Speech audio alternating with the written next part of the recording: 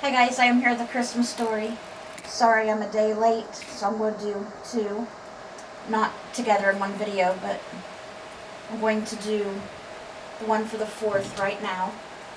And our event calendar for the 4th is just stargaze. Just go out in the night sky and stargaze. Okay. And let's see what the Christmas story is for tonight.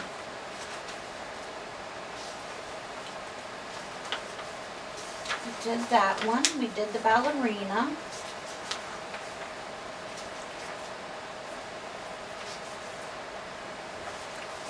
I thought it was about the dog, but I missed one. Okay, this one is the holiday house. Here's a picture.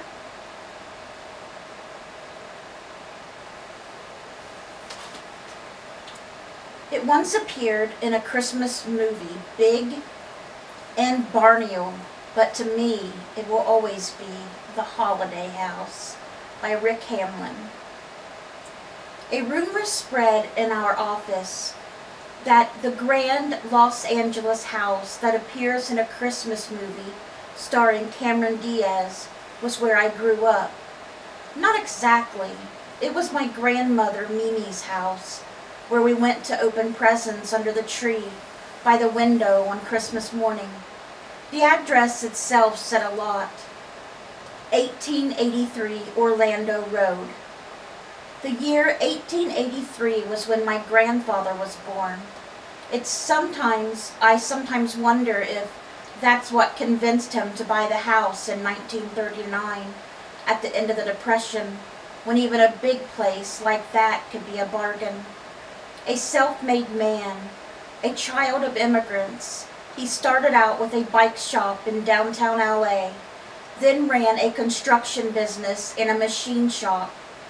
He had an impish sense of humor and could perform magic tricks beneath the Christmas tree, making a quarter disappear without us kids even figuring out where it went.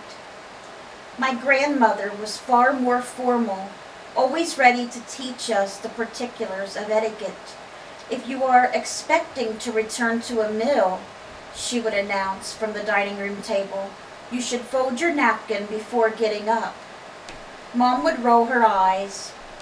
She's so Victorian, she'd say.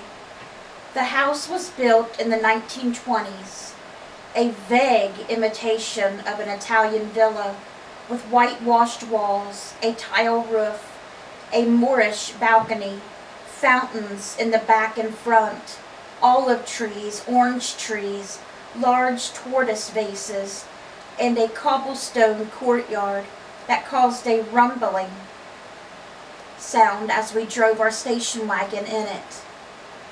The four of us would scramble out to spy our beloved grandparents through the blown glass Coke bottle windows in the front door.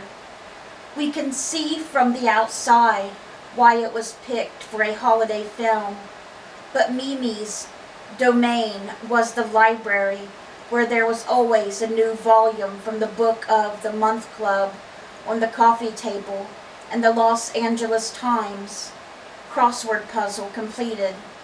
It was there we put up the Christmas tree, decorating it with handmade ornaments that came from my grandparents' first Christmas.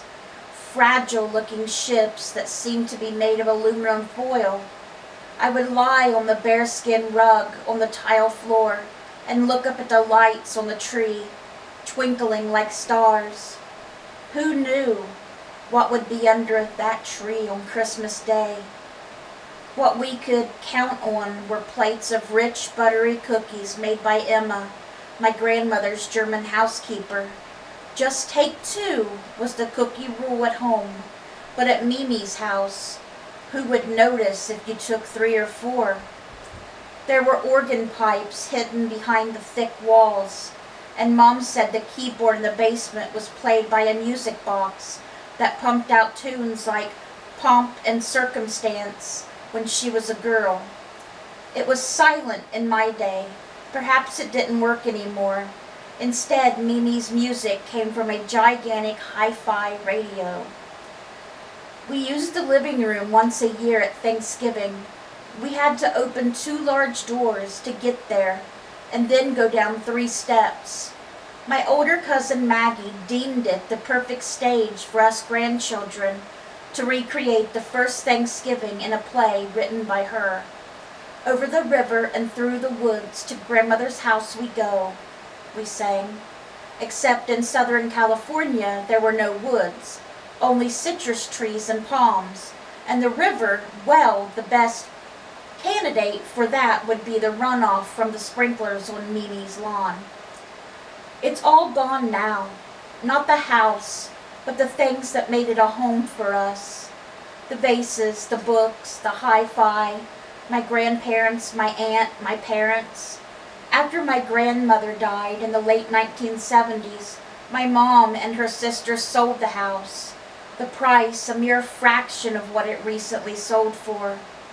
I once asked Mom why she didn't want to keep it in the family. Wouldn't she and Dad like to have lived there? They could have preserved all our memories. Mom shook her head impatiently. No, not at all. It wasn't them. And what would she and Dad do with all that space? I'm not sure I understood then, but I do now.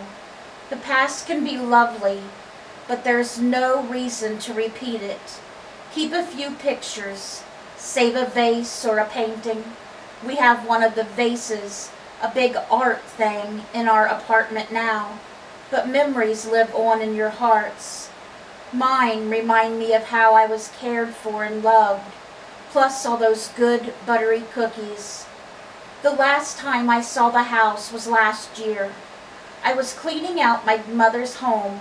After her death in the morning, I ran by where she'd grown up. It looked as if I had new owners. There was a dumpster in front and a construction worker's van. I wanted to object to the newly painted balcony, white brown and not turquoise, to go with the Moorish windows. And which window would the Christmas tree go in? Then I stopped myself. I closed my eyes and imagined the twinkling tree in Mimi's library. All the memories rushed back, vivid as Hollywood movie. That's what counted. And that was The Holiday House. I hope you guys enjoyed that story for December 4th, and I hope you guys have a great rest of your night. Good night, guys.